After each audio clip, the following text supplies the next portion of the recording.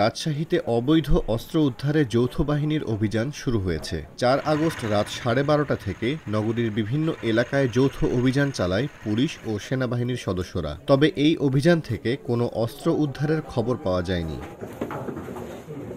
যৌথ বাহিনী সূত্রে জানা যায়, বিভিন্ন থানা থেকে লুট হওয়া আগ্নেয়াস্ত্র যেমন রয়েছে, তেমনি রয়েছে বৈধ অস্ত্রও। গত 15 বছর বেসামরিক জনগণকে দেওয়া আগ্নেয়াস্ত্রের লাইসেন্স স্থগিত করেছে সরকার। সে সকল অস্ত্র উদ্ধারের পাশাপাশি চিহ্নিত সন্ত্রাস, চাঁদাবাজদের ধরার জন্য এই অভিযান।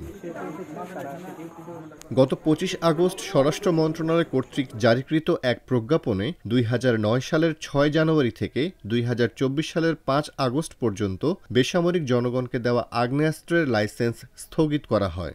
প্রজ্ঞাপনে 3 সেপ্টেম্বরের মধ্যে আগ্নেয়াস্ত্র ও গোলাবারুদ সংশ্লিষ্ট থানায় জমা দেওয়ার জন্য নির্দেশ প্রদান করা হয়। প্রজ্ঞাপনে আরও বলা হয়েছিল, নির্দেশনা অনুযায়ী 3 সেপ্টেম্বরের মধ্যে নির্ধারিত স্থানে আগ্নেয়াস্ত্র জমা না করলে তা অবৈধ অস্ত্র হিসেবে গণ্য হবে।